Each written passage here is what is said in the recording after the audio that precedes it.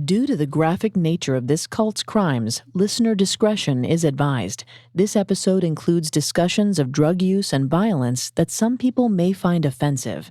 We advise extreme caution for children under 13. On an early summer night in 1966, a dinner party was underway in the opulent Beverly Hills home of a celebrated film producer. As the producer regaled his guests with gossip about Rock Hudson's lovers and Elizabeth Taylor's affairs, a horde of party crashers was headed their direction. 23-year-old John Griggs and his infamous motorcycle gang, the Street Sweepers, rode along the asphalt of Mulholland Drive in search of fresh excitement. There were rumors circulating that a film executive held a large quantity of drugs in his refrigerator. When they arrived at the producer's mansion, armed to the teeth with pistols and shotguns, they found the fancy Tinseltown dinner party in progress. John and the masked men stormed the party and robbed the house at gunpoint. But it wasn't cash or valuables they were after. It was LSD. The host was so relieved that when the men left, he ran to the driveway as they sped off and cried after them, "Have a great trip, boys." Around midnight, the gang climbed higher and higher into the mountains above LA before coming to a halt. They passed around the LSD, each man swallowing 4 times the normal dose. By the time the sun burst across the sky at dawn, John and the men were floored, their eyes wide. They threw their guns into the brush and renounced all acts of violence. John could feel love flow through him. He felt divinity pumping through his veins. "This is it," he shouted. "This is it."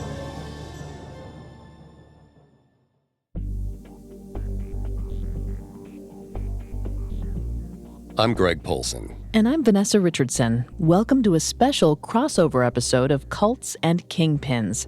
Today, the show where we delve into the world of cults, their practices, and their leaders and followers, meets the show where we tell the stories of organized crime leaders and how they rise to the top of the underworld. We're joined today by the hosts of Kingpins, Kate Leonard and Howell Hargett. Thanks for having us. We've brought Kate and Howell on today to explore the history of the Brotherhood of Eternal Love, a psychedelic cult and international drug ring.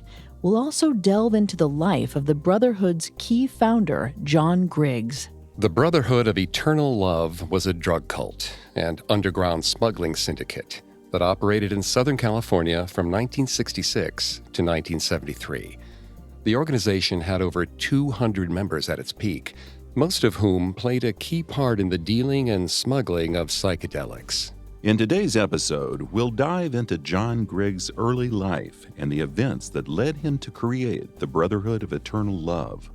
We'll also take a look at the cult's early years in the 60s and its foray into the illegal drug trade. In Part 2, we'll follow the Brotherhood as they evolve in the 70s, rapidly growing in influence until ultimately facing their downfall. And while Part 1 of this crossover will be available on both Cults and Kingpins, Part 2 will run exclusively on the Kingpins feed. To find it, simply search Kingpins on Spotify or anywhere you listen to podcasts. This episode is part of Parcast's Summer of '69 event. July 22nd through August 9th, all your favorite Parcast shows are teaming up to commemorate the 50th anniversary of a landmark summer in American history, the summer of 1969. From the Manson murders to the moon landing, we're diving deep into the summer America hit a boiling point, with 23 special episodes across 16 different Parcast originals. We'll be digging into the fallout of MLK's assassination, Muhammad Ali's ban from the boxing ring, and rumors of a Kennedy family cover-up. You can find these specials and more all on our new Parcast Presents feed on Spotify or anywhere you listen to podcasts. At Parcast, we're grateful for you, our listeners. You allow us to do what we love. Let us know how we're doing. Reach out on Facebook and Instagram at Parcast and Twitter at Parcast Network. Several of you have asked how to help us. If you enjoy the show, the best way to help us is to leave a 5-star review. To their followers, the leaders of the Brotherhood of Eternal Love were holy men, spiritual warriors. But to the authorities, the Brotherhood was little more than a network of drug dealers and scam artists corrupting America's youth. In reality, they were both. They were psychedelic outlaws. Christened the Hippie Mafia by Rolling Stone magazine, the Brotherhood of Eternal Love helped usher in a new wave of drug culture that shaped an entire generation of young Americans in the era of the Summer of Love. Despite their brief period of activity, the Brotherhood pulled off more in 7 years than some crime rings accomplished in generations. In just a few years, they became a global smuggling and LSD manufacturing operation, all while remaining off the FBI's radar. They accomplished this by operating in rural areas and by using a series of cautious and elaborate smuggling techniques.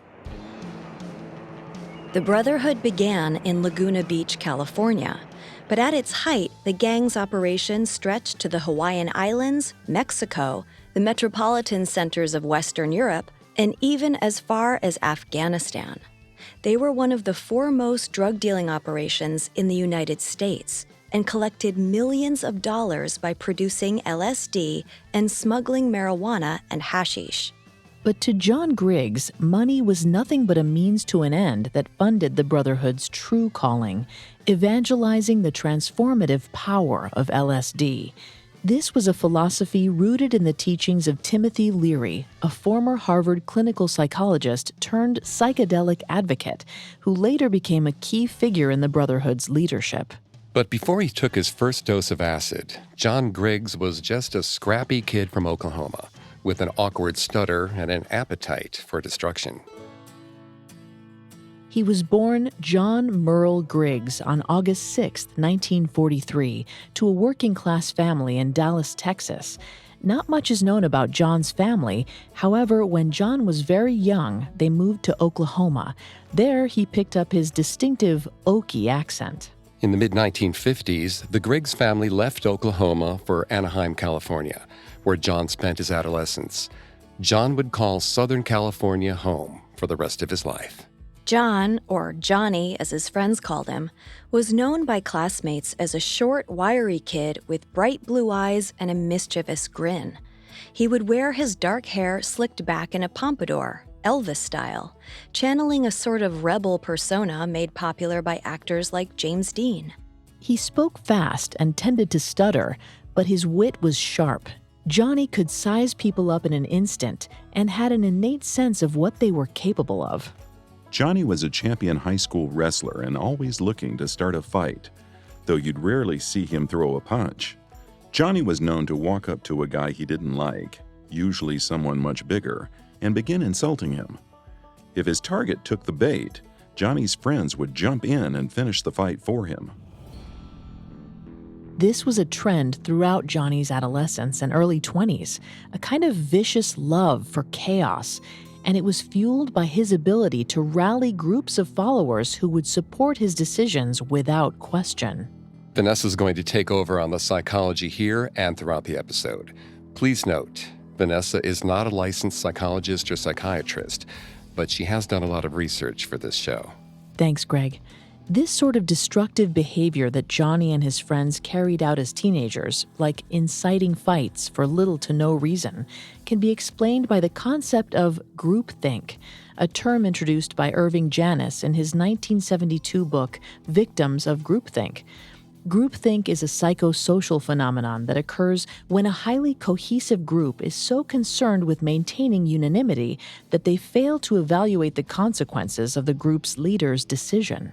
Many groups, including cults, corporations, and even governments, are in danger of falling into groupthink due to pressure to conform. This is often created by an illusion of the invulnerability of the group as a whole. Johnny's known skills as a fighter and champion wrestler surely helped with that sense of invulnerability. If the group had Johnny, they believed they could never lose. And with enough guys around him, Johnny almost never did. This provided Johnny and his friends a sense of mutual protection and, of course, a feeling of belonging, a feeling that was strengthened every time they encountered a scuffle and won. By putting their necks out for each other, they only strengthened their bond, and thus their likeliness to fall into groupthink. Johnny's friends were willing to follow him anywhere, even if it meant living outside the law. The group that would become the Brotherhood of Eternal Love started as a local street gang. In 1958, Johnny and his friends formed the Blue Jackets, putting a name to their tight-knit group of delinquents. With Johnny's charisma and knack for organizing their otherwise anarchic group of friends, he naturally became the Blue Jackets' leader. Robert Ackerley, a former member of the Blue Jackets, said of Johnny, "He took over everything. He gathered everyone around him like Johnny Appleseed. He just grew followers." The Blue Jackets cruised through town looking for trouble. They'd pile into a car headed to Disneyland, jump the fence without paying admission, and then hunt down members of rival gangs and beat them up just for being on their turf. And when they weren't fighting, they were honing their skills, literally kicking cigarettes out of each other's mouths. Before peace and love, it was pure fisticuffs. In 1960, Johnny met the girl who would tame his wild side, if only for a moment. Johnny was 17 when he met 15-year-old Carol Horan on the very same Orange County beaches where he would build the Brotherhood of Eternal Love. A pretty brunette with striking eyes, Carol and Johnny kept exchanging glances as they caught sight of each other down the sand. For perhaps the first time in his life, Johnny was nervous. But Carol learned that the sweet, shy boy she met on the beach had a very different reputation. Carol's friends warned her of Johnny's thirst for trouble. Still, she was smitten, and they fell recklessly in love. Despite Johnny's fierce affect around his gang, he and Carol had a very tender relationship. Johnny cared about her deeply, and Carol adored Johnny.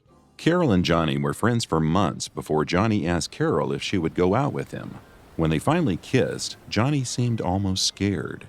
He told Carol, "I was so nervous, you know. I had everything banking on that kiss." In 1961, Johnny graduated high school. That same year, on Carol's 17th birthday, she found out she was pregnant. The young couple's parents rushed them to Las Vegas for a shotgun wedding. Because Carol was still underage, her parents signed the marriage contract. Johnny and Carol's first child, a son named Jerry, was born a short time later. The young family bought a small 2-story starter house in Fountain Valley, a suburb in Orange County, their slice of the 1950s American dream. But fatherhood couldn't tame Johnny Griggs. The peacefulness of suburban life only strengthened his natural thirst for chaos. After high school, Johnny left the Blue Jackets to start a new gang, the Street Sweepers. The Street Sweepers was an infamous car club that would hold impromptu amphetamine-fueled drag races while wearing German army helmets. When they weren't drag racing, the street sweepers would throw eggs at people on the street while cruising around town. In just a few short years, they graduated from petty crimes to small-scale robberies, and from amphetamines to heroin. Despite his criminal activities, John managed to hold down a job with Anaheim Parks and Recreation as a trash collector. But Johnny hardly attempted the role of straight-laced citizen while on the job. He'd drive around town in a garbage truck, smoking enormous marijuana joints, rolling down the windows to yell bizarre greetings at passing strangers, like, "Hello, I love you." Meanwhile, on the other side of the country, discoveries were being made that would change the course of Johnny Griggs' life. Harvard University psychologists Dr. Timothy Leary and Dr. Richard Alpert were conducting experiments on a little understood, naturally occurring compound found in mushrooms called psilocybin, more commonly known as magic mushrooms. Coming up, Johnny Griggs has his first encounter with psychedelics. Now, back to the story. In April of 1962, prominent psychologists Dr. Timothy Leary and Dr. Richard Alpert were pioneering a project at Harvard University they called the Good Friday Experiment. The study involved 20 Harvard Divinity School students. 10 of them were given a naturally occurring psychedelic compound found in mushrooms called psilocybin, while the other 10 were given placebos. Both groups were given doses before Good Friday church services in order to test the drug's ability to enhance a mystical or spiritual experience. The results spoke for themselves. According to a 2015 essay in The New Yorker entitled The Trip Treatment, those on the placebo sat sedately in their pews, while the others laid down or wandered around the chapel, muttering things like, "God is everywhere," and "Oh, the glory." 8 of the 10 graduate students who received the drug reported mystical experiences, while only 1 of the other 10 students reported any spiritual effects. The conclusion was clear, but surprising. Psychedelics can effectively help induce mystical experiences. Leary and Alpert were floored by the results.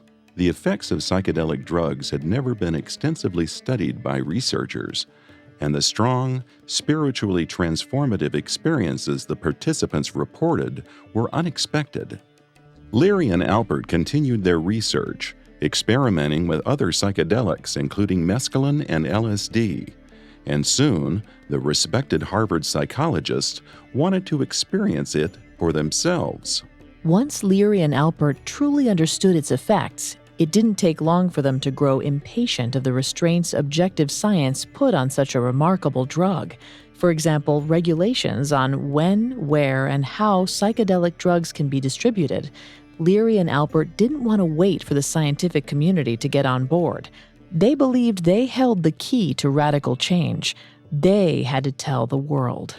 During psychedelic sessions with drugs such as peyote, mescaline, psilocybin, and LSD, consciousness can contact the evolutionary wisdom which resides inside your cells. And so they started preaching the psychedelic gospel. Unfortunately, this didn't go over as well as they planned. By 1963, Leary and Alpert were both dismissed from Harvard after Leary abandoned his teaching duties, and Alpert was found administering psychedelics to an undergraduate student off campus. But news of their research was spreading across high society in the Northeast, and they soon found benefactors in the wealthy Hitchcock family, heirs to the Mellon family oil fortune. Leary and Alpert took up residence in the family's Millbrook estate, a grand mansion in upstate New York, where they continued to conduct far more casual experiments with LSD and other psychedelics. Timothy Leary, in particular, became a sort of prophet of 1960s counterculture. He began giving speeches on the mind-expanding abilities of psychedelics, speeches that were being heard by young people like Johnny Griggs. Turn on, tune in, and drop out. Leary's mantra, turn on, tune in, drop out, started a movement. Countless youth across the country dropped out of school, quit their jobs, and headed to California, the center of the burgeoning hippie subculture, to drop acid. But Johnny Griggs didn't have to go anywhere. The psychedelic movement came to him. Early in the summer of 1966, Johnny stumbled across an article in Life magazine profiling Leary and Richard Alpert's Harvard experiments with psychedelics and LSD in particular. Johnny was fascinated. He was generally down to take almost anything put in front of him: booze, marijuana, speed, heroin. But LSD was supposed to be different from everything else, and Johnny had to try it. At the time, roughly 5 to 7 doses of LSD could be bought for $35 to $50 total, around $300 to $400 today. It was more than Johnny or any of his friends could afford. But when he heard rumors about a movie producer who kept a large stash in his fridge, he saw his chance to try LSD for free. Johnny got organized, rounding up the street sweepers and an array of guns. They roared into Beverly Hills, and the rest was history. As dawn broke on the hills above L.A., on the first night that Johnny dropped LSD, his first thought was of his wife, Carol. He had to get home and tell her how much he loved her, how he could feel that love coursing through his body. By the time he made it home in the early morning, Johnny was out of breath, his eyes wide and wild. He told Carol he had a realization. He was going the wrong direction in life. He was done with violence. He was done with heroin. He had seen the face of God, and it was Technicolor. This sudden transformation isn't as strange as it may seem. In fact, one of Timothy Leary's Harvard experiments on psilocybin examined the effect of psychedelics on released prisoners.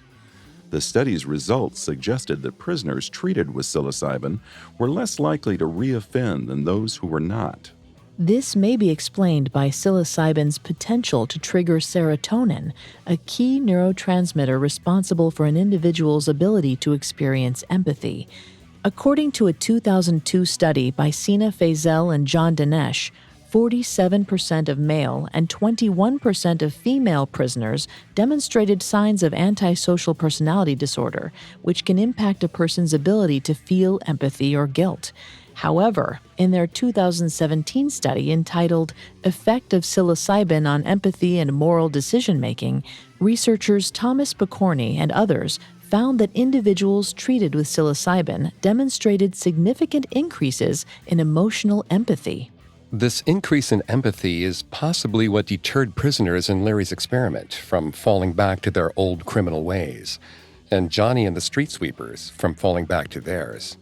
After experiencing acid, all of the street sweepers swore off violence and threw their guns into the mountain brush. Most of those men would become founding members of the Brotherhood of Eternal Love. 2/3 of the men and women who would join the Brotherhood of Eternal Love had previous run-ins with the law. LSD changed the course of their lives. It inspired them, and John Griggs devoted himself to spreading that inspiration. In that same summer of 1966, Johnny began to drop acid regularly. He would often go up to the mountains for day-long psychedelic sessions with his good friends and former street sweepers, Michael Randall and Glenn Lind. They became tripping buddies, and their circle was rapidly expanding. Johnny, Michael, and Glenn tried to recruit as many friends and acquaintances as they could.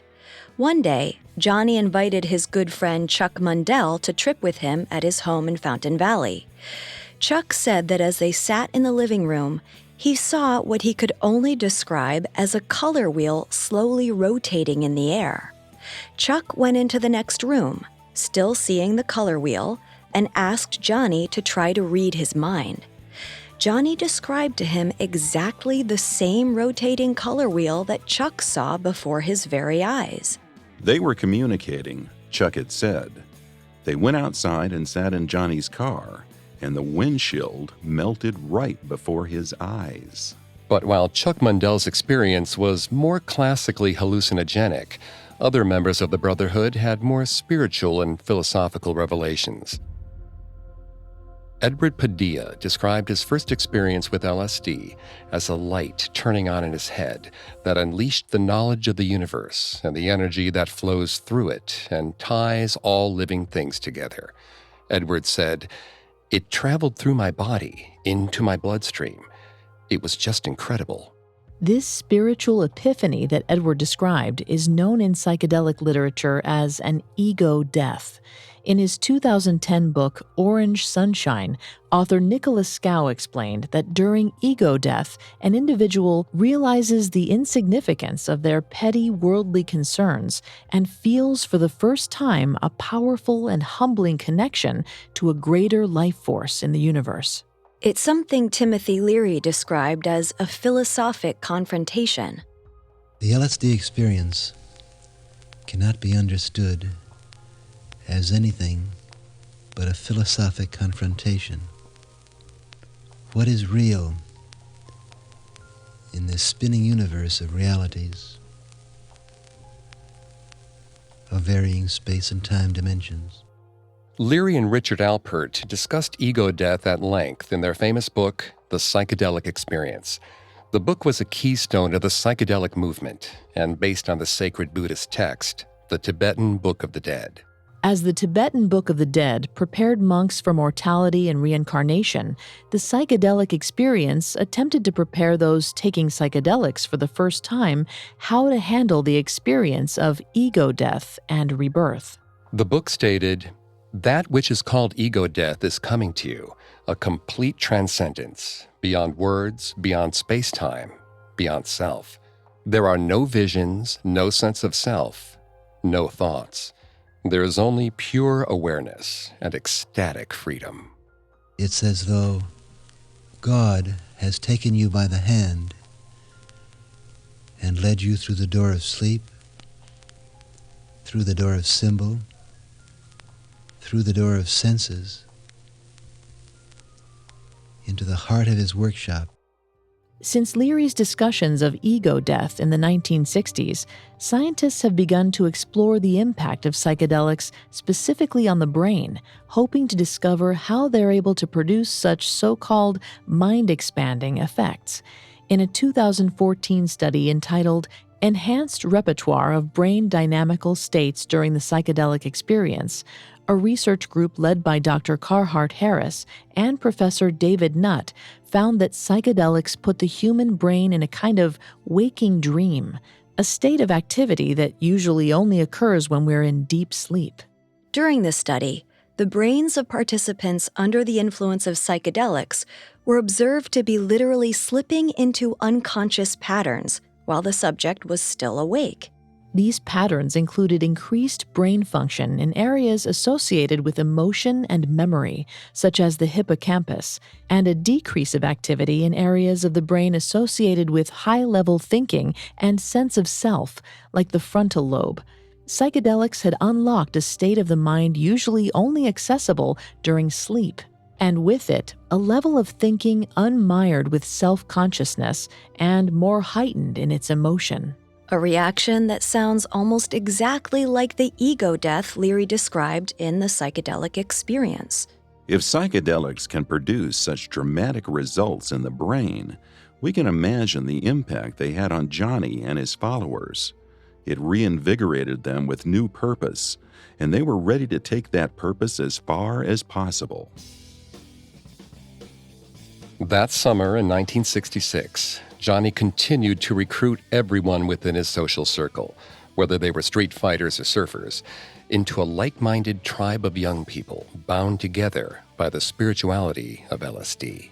The street sweepers had disbanded, but that didn't mean they stopped their illegal activity. It's what they knew best, after all, and they were good at it. They simply traded in their violent crime for something more in line with their newfound values of peace and harmony. They began dealing marijuana and LSD.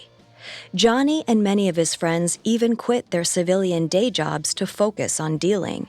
It was the beginning of what would grow into a full-scale drug operation. When they weren't dealing, Johnny and his tripping buddies went out regularly to surf or to the mountains to drop acid. But Carol, surprisingly, wasn't part of Johnny's new life as an enlightened LSD user. She was resistant to all drugs, and at the time, a young mother to a toddler. She didn't even smoke cigarettes. But as Johnny's involvement in psychedelic spirituality began to evolve, he became convinced Carol needed to be a part of it too. And one day, she finally agreed. Johnny took Carol out for breakfast. They ordered scrambled eggs and orange juice, and Johnny dissolved a dose of LSD in Carol's glass as she looked on. The whole world came crashing down on her. Carol felt as if she had tapped into a universal truth, and once she had the ability to listen, she saw how materialistic her desires had been up to that point.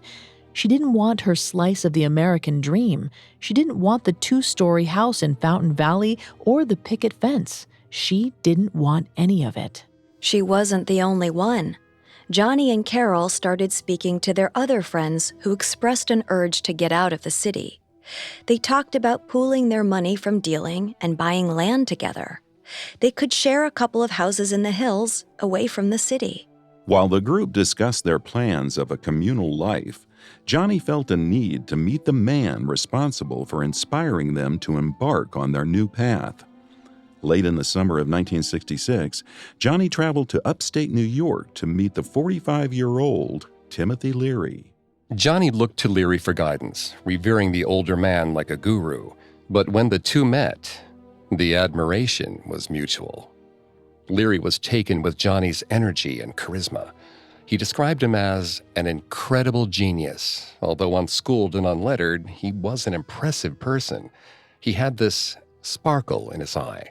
He was good-natured, surfing the energy waves with a smile on his face. Leary and Johnny struck up a friendly mentorship from that moment forward. Johnny would playfully refer to Leary as Uncle Tim, and Leary advised Johnny on his path to psychedelic enlightenment. Leary and Griggs spoke of psychedelics as a form of religious sacrament, like Christian communion. If John Griggs was the Messiah of the Brotherhood of Eternal Love, Timothy Leary was most definitely its designer. Leary urged Johnny to take his dream of communal living one step further, start a church.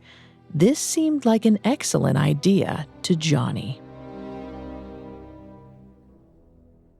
When we return, John Griggs and the first members of the Brotherhood legally established themselves as a religion and set off to settle their first LSD commune. Now back to the story. In October of 1966, Johnny and approximately 30 of his friends formally established a church. They called it the Brotherhood of Eternal Love, a name one of the co-founders thought of while tripping. But establishing a church had more than just a ceremonious purpose for the Brotherhood. It was also strategic. Just 10 days before, LSD had been made illegal in the state of California. By registering as a church, the Brotherhood was able to find a loophole in LSD's prohibition. Because the Brotherhood claimed LSD as a ceremonial sacrament in their church's worship, similar to Catholics taking wine at communion, they were afforded some legal protections that allowed them to seek religious exemption from LSD's illegal status. Thus, the Brotherhood continued dropping acid, whether the authorities liked it or not. With registering a religious organization came the formality of also stating the religion's objective, and the Brotherhood's spiritual foundation was diverse, to say the least. Many of the brothers were brought up in Christian households, and given their backgrounds as reformed criminals, Jesus' message of forgiveness and redemption resonated with them, but their primary focus was on Eastern religious concepts. They drew inspiration from Buddhism's Zen philosophy, the concept of the karmic universe from Hinduism, as well as from the teachings of India's yogis. But they also took their cues from the Native Americans' traditional use of peyote and vision quest ceremonies. Ultimately, in the Brotherhood's Articles of Incorporation, they stated their objective as, quote, to bring to the world a greater awareness of God through the teachings of all true prophets and apostles of God, and to spread the love and wisdom of these great teachers to all men. We believe in the sacred right of each individual to commune with God in spirit and in truth, as it is empirically revealed to him. But unlike many of the religions the Brotherhood drew inspiration from, their new psychedelic faith didn't believe in a spiritually omnipotent figure, a pope with a prescribed dogma. They all referred to themselves as disciples, with Johnny's status of leader being more of an unwritten truth known universally among the brothers, rather than a formal position. And just as there was no formal leader, there were no real rules for joining, no ceremony or ritual, just one basic tenet: to take as many psychedelics as possible. Around this time, the brothers also registered as a corporation. Johnny chose a follower, one of the only brothers without a criminal record, to walk into a lawyer's office and complete the paperwork to incorporate the Brotherhood. Now, as a tax-exempt entity, they left their old lives behind and began laying the foundation for their drug trafficking empire. In the early winter of 1966, just a few months after registering the Brotherhood as a church and corporation, 23-year-old Johnny and 21-year-old Carol left their life in Fountain Valley to pursue a more enlightened one. They had only spent one brief year in the little 2-story house in the suburbs, but for them, it was long enough. Carol took the house keys back to the bank that held the mortgage. She told the clerk that she and Johnny didn't want the house anymore. The clerk was baffled and asked, "What do you mean you don't want the house?" But Carol merely left the keys and walked out. They had a higher purpose now, and it was calling them to the ocean. Almost immediately, Johnny, Carol, their 3-year-old son Jerry, a dog, and 4 of their good friends moved to Laguna Beach, 30 miles south of Los Angeles. Tucked between the ocean and the sandstone hills, Laguna Beach was a liberal stronghold in the otherwise conservative Orange County. The progressive outlook and cheap rent made it the obvious place for the Brotherhood of Eternal Love to lay down their roots. The brothers found an old church in Majeska Canyon, just a mile from the beach, and decided the canyon would be the Brotherhood's center. It had poorly paved roads and just a single street lamp, but they found a series of 4 white-painted houses next to each other. It was perfect. They lived in 3 of the houses and sold drugs out of the 4th, designating it their business headquarters. As more and more brothers moved to the canyon, they spread across 2 blocks that they called Dodge City. It was a beautiful and weird utopia. They would take acid every week in groups of 4, gathering for small ceremonies to take a hit at sunrise while reading Leary's The Psychedelic Experience. Their values were pacifist, cerebral, experimental, and sexually liberated. There was no shortage of free love in the Brotherhood. They'd organize frequent orgies called group gropes that members would participate in while tripping. It was considered a sacred sex rite. But the brothers insisted the free-flowing psychedelics and the regular group sex were more than just a party. They were finding themselves. And others were finding them too. They recruited young people in Laguna Beach, even taking in runaways as young as 12 or 13 years old. The brothers took them under their wing and renamed them childish nicknames like Sunshine and Thumper. They grew their hair long and walked barefoot. Many of the brothers were surfers, and surfing became a core part of the Brotherhood's spiritual identity.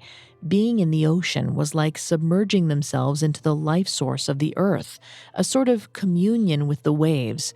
They called it Christ in the Curl. They experimented in communal self-sufficiency, growing their own crops for vegetarian meals, weaving their clothes from natural materials, and building their own structures. And as the small community grew, they even learned to deliver babies. But the Brotherhood was cultivating more than just crops. They were growing their knowledge of psychedelics. They got better at trafficking, and their network of dealers grew, along with their reach.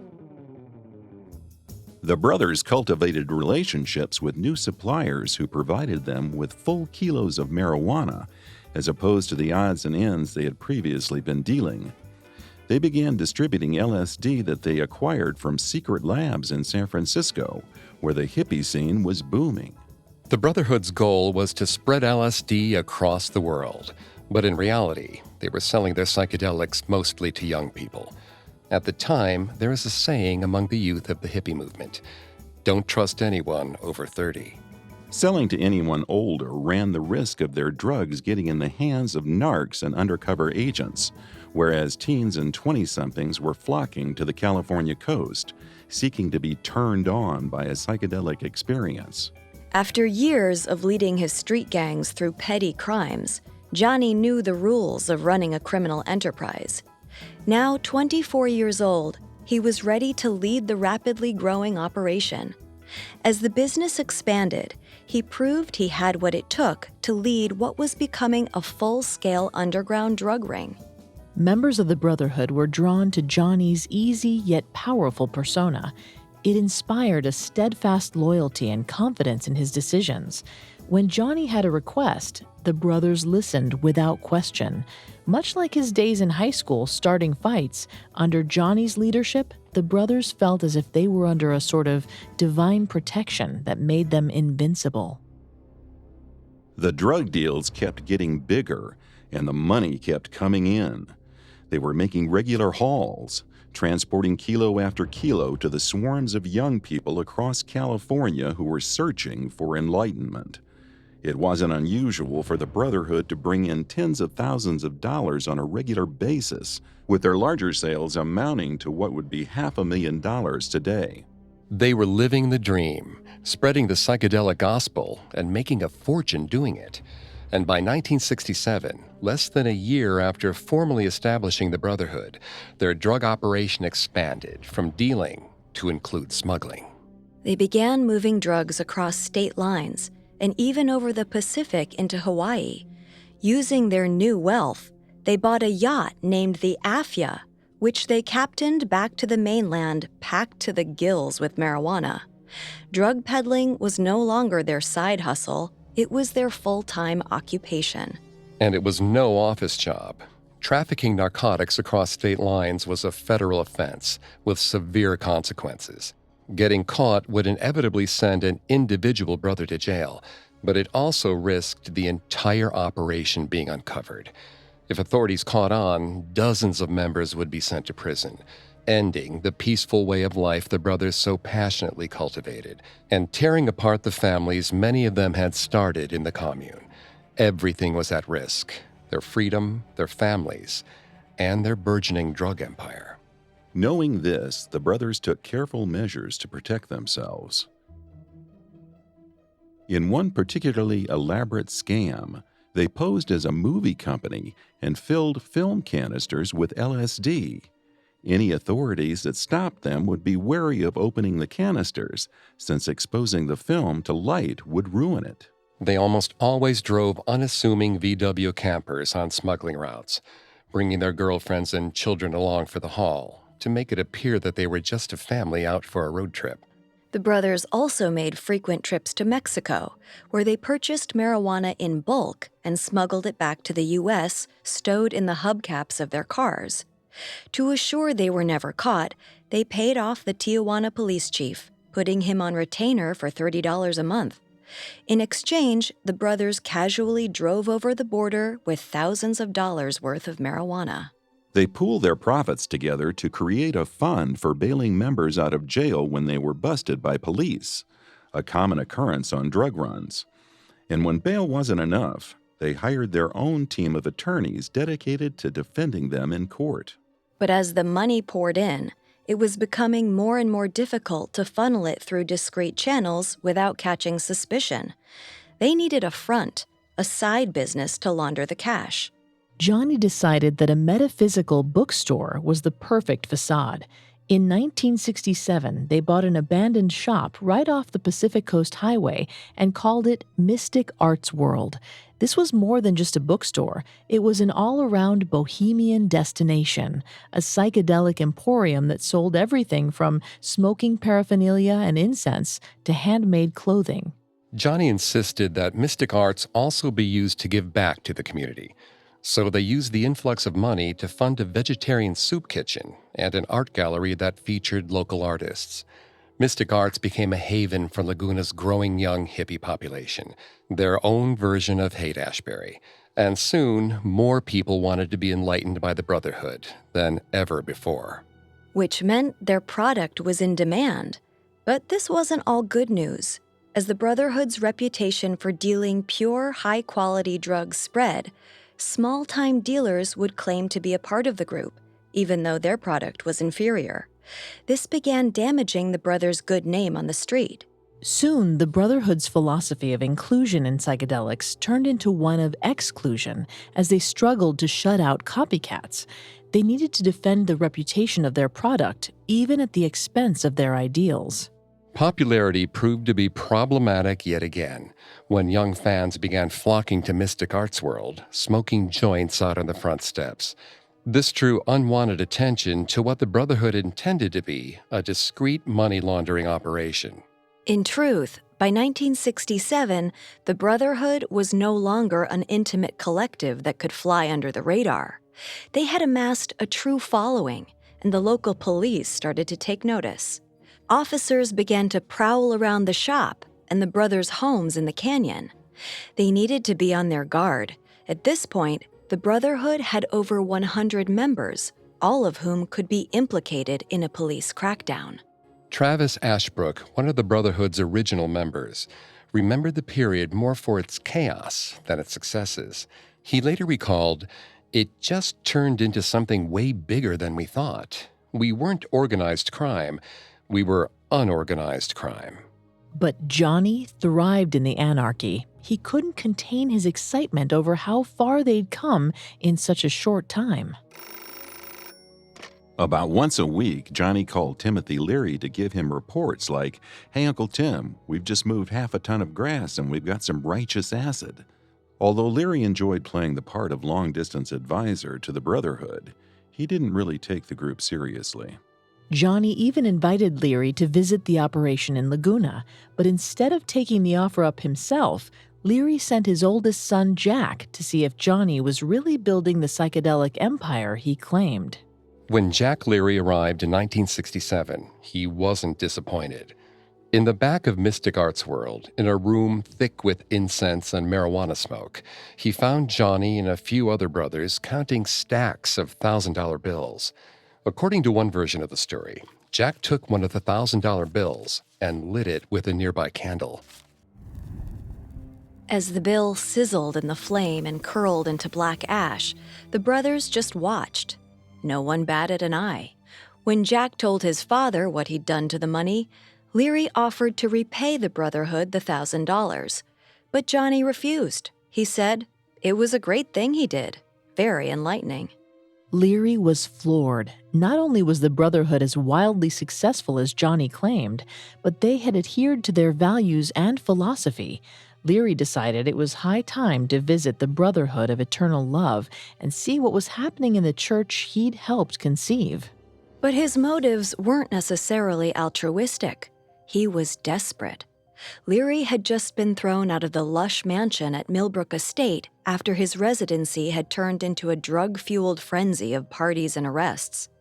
Finding himself with nowhere else to go, in the winter of 1967, Leary finally took up Johnny's invitation to visit Laguna. The prodigal father was coming home, and with him bringing a new age of enlightenment, one that would ultimately lead to the Brotherhood's downfall.